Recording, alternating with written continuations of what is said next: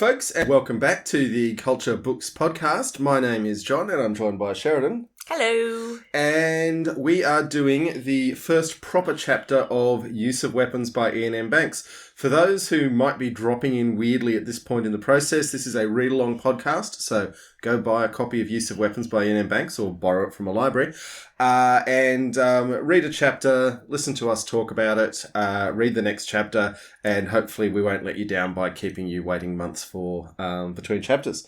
Cool. Okay, so Sheridan, what do we do at this part of the show? In this part of the show, you have 30 seconds to recap what's happened so far, which should be pretty easy given it's just a prologue and a poem. And then I have 30 seconds to recap the chapter. It has varying degrees of quality as to how good I do that. Okay. Yeah, do you want to count me in? 3, 2, 1. So the culture is a bunch of super intelligent machines that keep humans like pets or maybe like yeast.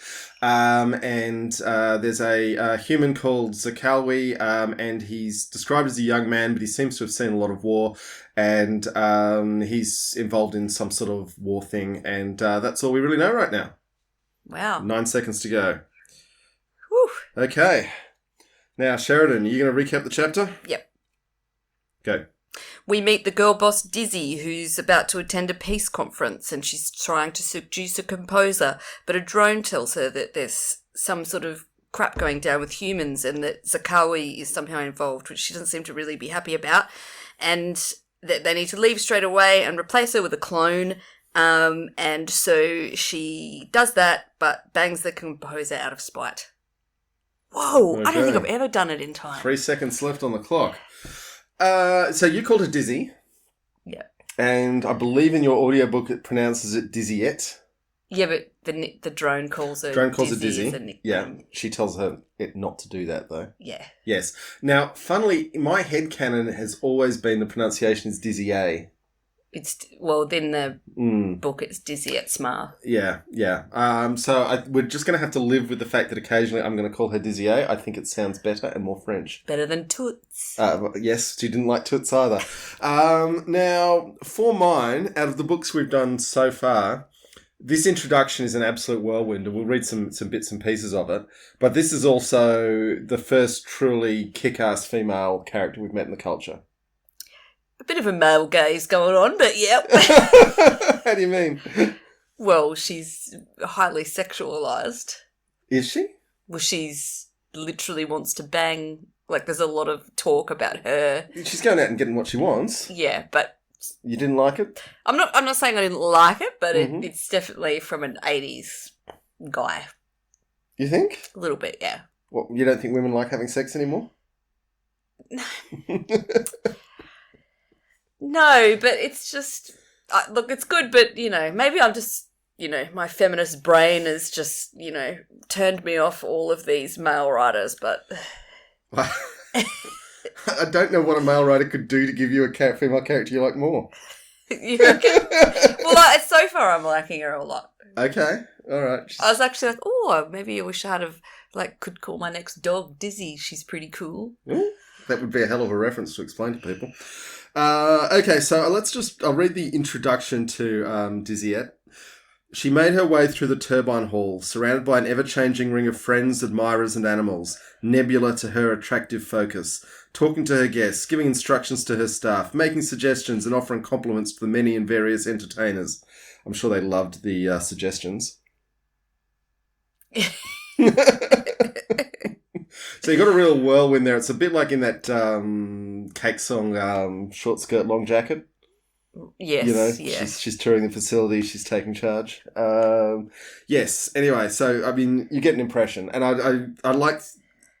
We have this thing where industrial spaces get repurposed into entertainment spaces, which appears to be what's happening basically here. Like the Tate Modern. Yeah. Yeah, or even the railway works in Sydney, or anyway, there's lots of places in the world that do this. The Tate Modern's called the Turbine Hall, and they have parties there. Okay, right. Well, yes, that.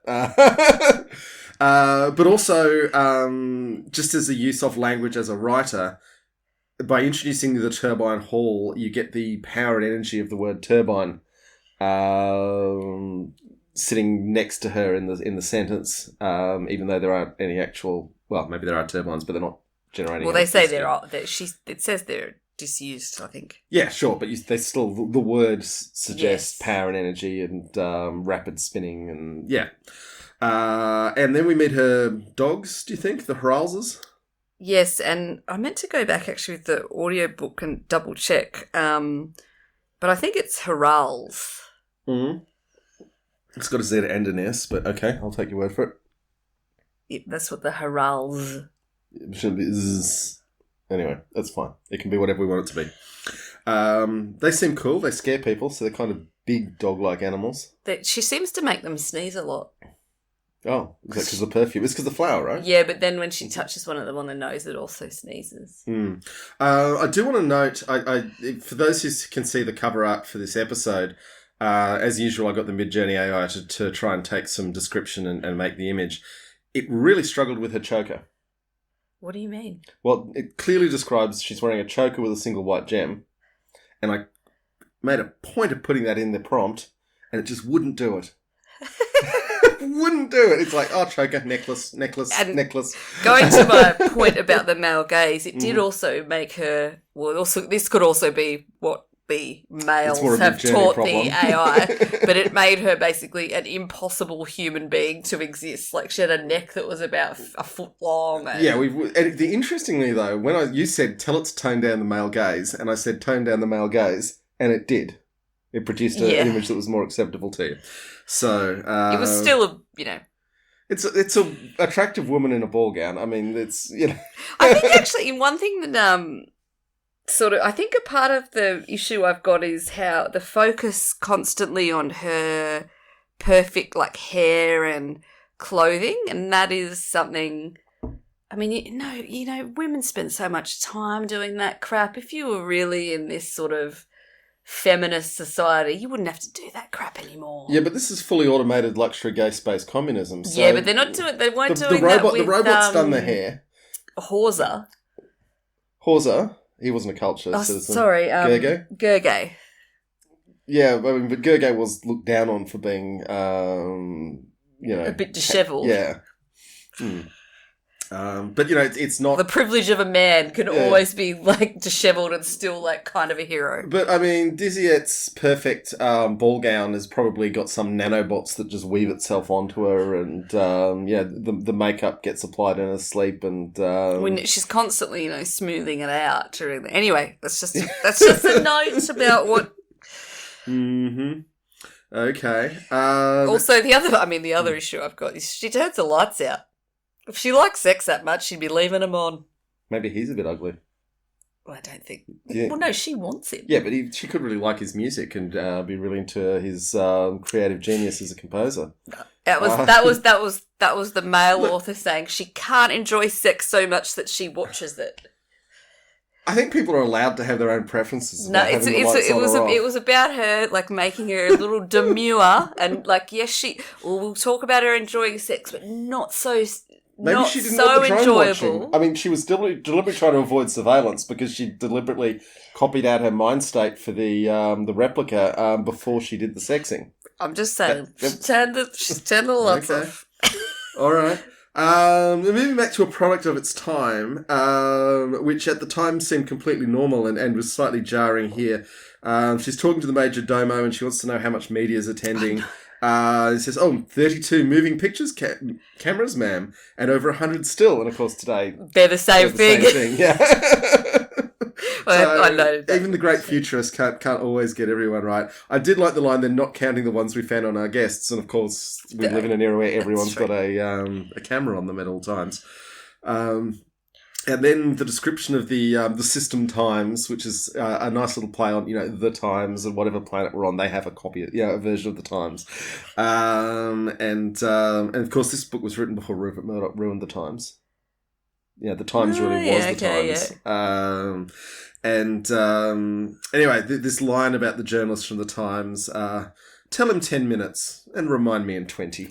I mean, I want to use that. Ooh. Sorry, I dropped my notes. I want to use that one day. Yeah. When you've got a staff member too. Hey! To boss around. It's me, isn't it? No, I just want to be like that much of a like. We'll have people people can be kept waiting for me. Mm-hmm. Okay. Then we've got some more patting of perfect hair and smoothing of immaculately smooth gowns. There's obviously a neurosis being described here because she patted her perfect hair, smoothed her already immaculately smooth gown, checked that the white stone on the choker was centered, which it was. So everything is already perfect, but she's double guessing herself. Is it one thing I wanted to ask you, and you don't tell me because spoiler, but it's a tricky question. Is it what? Sorry, you're doing little grab handies at me. You want a beer? Okay. Go on, ask the question. One thing I was keen to know is there's a lot of reference about jewelry in this chapter. Like, is this going to be like some crazy culture jewelry that like shoots like lasers and? Well, there's always any object in the culture could turn out to be a different object. There's just a lot. Yeah, and there is also the issue in the culture that jewellery, for the sake of the value of the gems, is completely worthless to the culture, although she's obviously on a world that isn't culture, so they could still be dazzled by a big diamond. Well, maybe that's what Let's see if her clothing gets a little looser when she gets off the... wherever she is now. A bit more utilitarian when she gets on the GSV. Yep, okay. And then I'll take it back about Ian Banks being a misogynist. No, I don't think he's a misogynist. Okay. So then she has a run-in with the drone, who is Scaffin Amtiscor. So that's another drone name for us to remember. Yes. This might be my favourite drone in all of the culture. Really? Yeah, he's pretty cool. Although he's kind of pretty standard Ian Banks drone. That they've all got. I don't want to say they've all got the same personality, but the younger ones do have a certain likeness to each other. Okay, you're not going to like this, the drone said quietly, retreating a little and going dark with sorrow. Sma hesitated. She looked away for a moment, shoulders suddenly slumping. She sat down on one of the tree roots. The gown crumpled around her. Now she's been focusing on smoothing the gown so much all through this. So this is quite the surrender. It's Sakawi, isn't it? So I liked that. You missed a bit with the composer. Okay, take us back through that. Well, I'm just doing bits I highlighted here, so, you know. Well, I mean, this was... because he spends so much time setting up that she's trying to have this sort of chase with him. Mm-hmm. And then, I mean, she obviously has sex with him at the end because she doesn't have any time, so she's like, oh, whatever. Yeah. But, you know, that description of how to set up a relationship and as a dance and it evolved over time.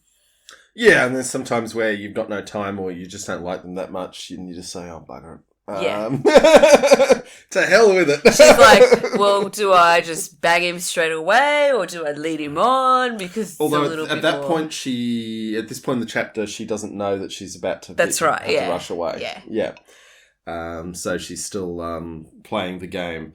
I like how she says, so you're a composer, and he's like, oh, yes, I'm not quoting, but, oh, yes, so you like my music? And he's like, she's like, well, I didn't say I liked it. That is the sort of thing, though, that... It's very flirty. It's flirty. But also dominating. Yeah, it's dominating. It's a bit of negging. Yeah. And it's feminine negging, which is a reasonably rare subtype, as opposed to masculine negging, which is sadly all too common. And I mean, it does also set up the whole scenario that he like sort of is, you know, he's not an amazing composer, clearly. He's like, but he's, you know, he seems like he's... I think he might be like the best composer on his planet, though. Or... Yeah, like he's really good, but like there's obviously better ones. How good does he need to be? But like it kind of sets up like he turns into this blubbering kind of flubbing kind of dork around her because he's just like overtaken by her charm and beauty. He's totally out of his league. Yeah. Yeah. Totally. I mean, all men are totally out of our league at all times, really. And I like when, he's like, oh, I'm not important enough to be here. There's all these politicians and da-da-da. And she's like, well, they've composed their careers very well. It's like, oh, you're so smart. Yeah, well, it's an interesting point of how people direct their energies. I would say, though, that politicians are essentially interchangeable and utterly replaceable, whereas a great composer will leave a mark on history that very few other people. But composers you could put in that league are extremely few and far between. Yeah. We have no idea. We've never heard this guy's music. And then the drone. But yeah. And then the drone comes in and like completely just like negs her. Is like, hey toots. She's like she's this cool girl boss who's seducing a composer, and the drone's just like cuts her down. Well, that's the culture. As a egalitarian thing. She's on this planet. She's this dominant figure, and then culture equal comes in and is like highly disrespectful. Yeah. That is an interesting one with today's lenses, and I mean, we will, as we get to the end of this series, Ian M. Banks was still writing in the 2010s. So it'll be interesting to see how that's changed. So hang on, there's culture books in the 2010s? Well, written in the 2010s, yeah. But wasn't the first one written like the 80s? Yeah. So hang on, how long does this... I can't Google anything about this thing, right? Sure, yeah. We've got a lot more books to go. How many are there? Like 9 or 10? Oh, God! What, you thought you were getting out of this in your lifetime? But he's... So how many... He's like writing one every 3 years or something. From memory, he died in 2016, and I apologise, fans listening, if I've got that wrong. Yeah. But, so does he finish it? Well, there's no end. We were just like left. It's just the last book, yeah. Because he died? Yeah. Right. Wow.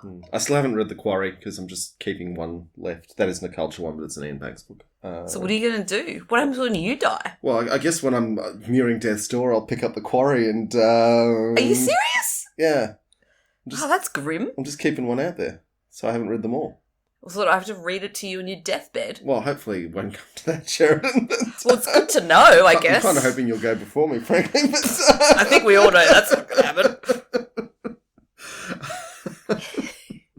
Well, it's good to know. Maybe we can read it together as we fade away. Anyway, let's get back to the book. So we digress somewhat. It's a little bit of a relationship drama. Yes. Okay. So we're back to the words of Calvi has come up, and it's I just do love the way that the whole facade drops away. It's like, I mean, he seems like a nice guy. So Calvi. Yeah. Well, they're setting the scene. We met him very briefly in the previous chapter. We met him a little bit in the poem from the way Diziet described him Seems in cool. that poem. Yeah, but cool dudes can, cause a lot of trouble. True. Particularly to women who've got their... shit together. Yeah. Yes. Okay, so, and then she's got this peace conference that she's trying to do, and I'm going to quote here, the drone's saying, you've got to come away and sort this thing out, and she's saying, what about all this? What about the peace conference? What about all the froth out there with their greased up palms and their beady eyes? What about 3 years' work? What about an entire fucking planet? And then the drone's saying, the conference will go ahead. And then saying, we're going to create a construct. It's described here. It isn't real. It's a stand-in. Electronic, mechanical, electrochemical, chemical, a machine, a mind-controlled machine, not alive in itself, not a clone, or... So I know I said clone in the beginning. Yeah. I did know. A simulacrum of some sort. But, basically saying, we're going to duplicate you. You are so replaceable. It almost makes you wonder, why not let her keep doing the thing and send the duplicate out to deal with Zakawi? But I guess for whatever reason, they've just decided the priority is this thing they're trying to do with Zakawi.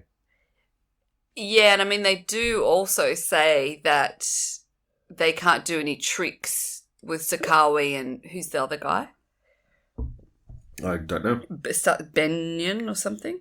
The Beiche? Voronets, the other dude. Yeah, Beiche. Soldier and Beiche. Because there's too many memories. And Zakawi and her seem to have a relationship, so maybe can't. That would explain. Although you'd think she has relationships with all the other people. Yeah, but maybe not really long-term ones. Remember they're duplicating her mind state into the simulacrum. Yeah, but how far back does that go then? All the way. When a mind well, there must be a reason why it doesn't work. Yeah, I think they're just like, Zakawi is the priority. Being convincing for Zakawi is a higher priority than being convincing here. Now, interesting for how old is Zakawi? They say, do you remember Vorenhutz? I remember Vorenhutz, she said, voice flat. Well, the piece lasted 40 years, but it's breaking down now. Zakawi Zakawi is at least has 40 years of an adult life. He was working with someone 40 years ago. So in this world, are humans still have normal human lives, or are they living to 150 now? Well, if you work with the culture, then you basically can live as long as you want to. Even as a human? Yeah. So you could live to 1,000? Most people just get tired and asked to check out after a few hundred years. But yeah, in theory, you could go for a long time. Okay. Trust me, as we go forward in these books, Banks will explore these concepts a lot more. So you got this guy, Beichai. He became president of the cluster. So a cluster means not just one planet, but a whole group of solar systems. He was in power. He held the political system together, but he retired, and things are going bad now. Zakawi. So they need Zakawi to convince this guy to come out of retirement, and they need her to manage Zakawi. Yep. Okay. Now, interestingly, the scope of what they're trying to assemble here. With a nebula fleet assembling, a core of one limited systems vehicle, 3 general contact units, 80 or so general contact units keeping their tracks within a month's rush-in, and there ought to be 4 or 5 general system vehicles within a 2 or 3 month dash for the next year or so, which means there are trillions of humans and the ships that keep them alive, maybe not trillions, but hundreds of billions, that they're assembling. The forces the culture are putting together here are the Galactic Navy and Star Wars sort of thing. So nowhere near this is a massive operation compared to what they were doing with the what was the civilization in the last book? Oh, Azad. Yeah. Yeah, that was one retired rapid offense unit. That was just a little side project. Things have escalated. Yeah. So that's why they're saying we'll take the real Sma for this operation. Thanks very much. Yeah. The scope of it, particularly once you, I guess, learn to speak culture, that paragraph is describing a lot of gear. Yeah. Yeah. And then Sma saying Megadeth figures sound a bit equivocal, are they? Now, the Megadeth was, the band Megadeth literally popularised the concept, but it literally means deaths in the millions. Oh, I didn't know that. Yeah, well, like a kilometre is 1,000 metres and a megametre is 1,000,000 metres. Well, what's a death of 1,000 people? How come you don't hear that when there's an earthquake? Well, what would you call September 11? That was killer deaths. How come you don't hear that on the news? Well, because people feel it's disrespectful to lump them all together like that. And you've got to sort of count the zeros out. But we lump anyway. That's okay. Yep, right. Yeah. I've never heard Megadeth, but there's probably never actually been one. You've never heard the word Megadeth? Other than the band. Other than the band, who named themselves after the idea. Well, I just assume I've never thought too deeply about that actually. Nuclear war planners, I believe, used to throw it around. But partly because they were dealing with megatons of TNT equivalent in the nuclear weapons. Okay. Mm. Yes. Anyway, so it was an 80s thing. It's really fallen out of use. It wasn't that heavily used in the 80s either, but it's just interesting to see it popping up here. So we've got the names of some ships, the Just Testing and the Very Fast Picket Xenophobe. which Diziet seems to be like, and you called it xenophobe? Okay. Yes. And sorry, Very Fast Picket is a title we haven't heard before, and we do get it expanded here. Right, explain to me what a demilitarized rapid offensive unit is. So a rapid offensive unit, that was one of those was the ship in Player of Games. So a rapid offense unit is a big, fast warship. Okay. And a demilitarized one is one where you've taken the weapons out of it. I got that bit. Okay, cool. So, like, what is it, like, what would you, like, what's a similar, like, human, like, modern military thing? Battleship. A battleship, okay. Yeah. Maybe heading into battle cruiser territory, but the culture don't use those sort of titles. So what's a GSV in a... Well, General Systems Vehicle, I mean, that's... Yeah, because they have, like millions and millions of... So we don't have anything like it? No, but a cruise liner would probably be a closer... They don't use them in the military, though.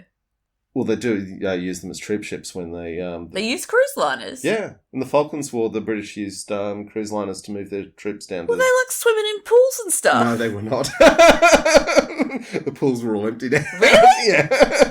Why didn't they keep them full up so they could be like a little bit of rep time? Well, I mean, there are pictures of the battleship New Jersey with swimming pools put in where the anti-aircraft guns had been in World War II, but... Yeah, so sometimes it happens, but yes. So they're saying here, she literally says, "What the hell's a Very Fast Picket?" It's the new name for a demilitarized rapid offense unit. So it's still got the engines, and it's still got the places for the guns to be, but the guns have been at least notionally taken out. So why wouldn't they just create a fast... Well, because there's a mind that calls the vessel home, right? And it was built as as a warship, and forget about the mines. Yeah. Don't forget about the mines. Well, I just think they're really annoying. Wait till we get to accession. Okay. Yeah, there we go. And, she says, and it's called the Xenophobe. Well, that's just fine. Can the stand-in pick up immediately? Then another good line here where she says, on second thought, scam me tonight when I tell you I'll get rid of this lot early if I can. I mean, by this lot, we've met the enormous party she's got going. For, like, really important, people. I'm going to find the ambassador now, have Mackerel tell Choosler she's got to get the minister over to the bar at Turbine 1 in 10 minutes, make my apologies to the System Times hacks, have them taken back to the city of release, give them a bottle of Night Floor each, cancel the photographer, give him one still camera and let him take 64 snaps, strictly full permission required, have one of my male staff find Sessman and invite him to my apartments in 2 hours. So she's got a lot on her. Yeah. A lot to say. She's like, do all this, but I want a bone.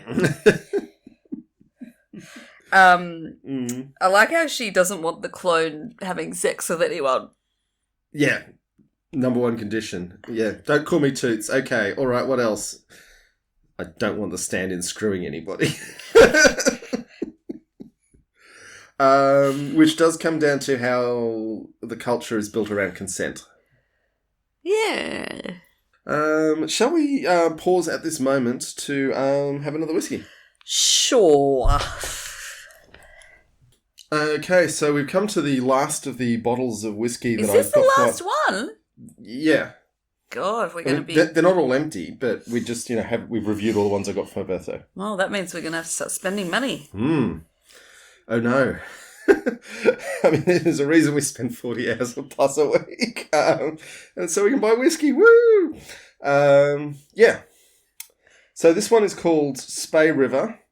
Speyside single malt Scotch whiskey. And this is a bourbon cask finish. I was actually looking up the Spey River today because of doing this podcast. For some reason, I thought the Spey River ran through Glasgow, and it does not. Where does it run?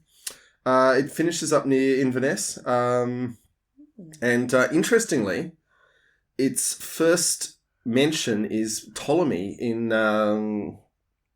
Ptolemy's map of the world, in Alexander the Great's general. Put it on the map. Different name, but it was actually, that's the oldest map that exists, which is a really old map. A bit crazy to think that the ancient Greeks in the 3rd century BC even knew where Scotland was, but or that it had a river running through that bit. But there we go. It's the biggest whiskey producing region in Scotland. Oh, really? Yeah. And it's a bit interesting in that it actually produces most of the whiskey. But it's nothing particular. I'm going to upset some people here. It's nothing enormously distinctive. It's not like the Highlands or the Isla malt or even the very rare Lowlands triple distilled malts like Auchentoshan. It just produces a bucket load of whiskey and people buy it in enormous volumes. This is really good whiskey, though. You're enjoying it? I mean, look, we're actually drinking the end of this whiskey, so I have had some before, and I really like it. It's really easy to drink, smooth. There's almost no fire to it. Yeah. Yeah. And it's kind of vanilla-y. Yeah, well, that's the bourbon barrel finish. Although the vanilla is oak, not the bourbon. It's a nice colour. But yeah, as an easy drinking whiskey, when I say no fire, it's certainly warming. Yeah. So, I think when you it goes down your throat, you feel the warmth come up from your chest. It doesn't go fire when it goes down your throat. Now, last episode, I butchered the pronunciation of one of the Isla malts, Bunrathan, I think. And I say it that way because Did someone say something? Yeah, they sent me a link to a YouTube video where someone just pronounced it over and over again. Right. Yes, so... Over and over, eh? Yeah. Consider me schooled. But I appreciate it. I appreciate all feedback. We are on Twitter and Facebook. If you want to send us more comments, we like to hear from you folks. So, anyway, Spey Rivers, bourbon cask finish. Just a really solid whiskey. Excellent. I think Ian would like it. Ian M. Banks? Yeah, not our dog. Yeah. I don't know if anyone knows, but we do have a dog named after Ian M. Banks. She's a girl. Yeah. Well, gender fluid. He'd have He would really have been proud. She's a culture being. Yes. Okay. Let's get back to the book because there's not a lot left. I love these short chapters. Yes. Now, okay, we got this moment of female empowerment that you feel is overly sexualised. Sma smiled. Somehow sadly. That's quite poetic, isn't it? Sma smiled somehow sadly. And put both hands on the wings of a big revolving chair which she stood behind. She looked down at the hide cushion. Ooh, that's interesting. Remember that for later. Perhaps now I'm flattering myself, she said. But not to put too fine a point on it. She looked up at him. Would you like to fuck? I didn't say that was... Oh, that wasn't your problem? No, it's when she says to turn the lights out. She's got a preference about lights? Oh, come on. Okay, all right. You only turn the lights on when you don't want it. And according to him, she wanted it all this, at least for this experience. Okay. I do like her holding up this deal. There's only tonight. Just tonight. It's difficult to explain, but from tomorrow onwards, for maybe half a year or more, I'm going to be incredibly busy. 2 places at once sort of busy, you know? Because, of course, you know, she knows that she's going to be replaced by a simulacrum with rules that she can't... and that would be really confusing to a dude. Oh, so that would actually be really... okay, so she's setting it up because and that's why she's like, it can't have sex... because I'm about to have sex with this guy and he's still going to be here and I'm telling him this is the only time and so he's going to be really weirded out. Yeah, he's going to be calling her and she's going to be ghosting him. She is. He's going to see her on the news all the time. And yeah. Huh? So, you know, why doesn't she want to talk to me again? What did I do something? Was I a Dudley? It's going to mess him up. I don't know. I think he sounds like a Dudley though. Well, he might be a Dudley, but that's neither here nor there of the effect it's going to have on him. And what about, and then there's another reference also to sliding the bracelet from her wrist. Yeah, I think the bracelet's some sort of monitoring device. It has to be. Okay, and then the chapter ends, lights, she whispered. The lights slowly dimmed right down until eventually the soft, glowing dregs of the finished drink made the glass on the shelf the brightest thing in the room. That's not complete darkness. You can definitely still see some stuff. No, it sounds like... They sound not bright at all. They're literally... It's like the dregs of this whiskey lighting up. Glowing. Still having some light in it. No. Okay. Maybe if they'd had the glasses full. Okay. So, the next chapter is XIII 13. Just so everyone knows. And it begins with Wake Up. So that's your next week's reading, folks. Sheridan, who's your favourite character in this chapter? Well, it has to be Dizzy, right? Okay, so you do like her. Yeah, I like her. Like, Okay. you know, I've consumed a lot of male written media. I'm not. It's not like I'm a misandrist. Right. Okay. Nice use of that word. What's your favourite ship name? Oh, xenophobe. Okay, so Bit of Pauline Hanson vibes there.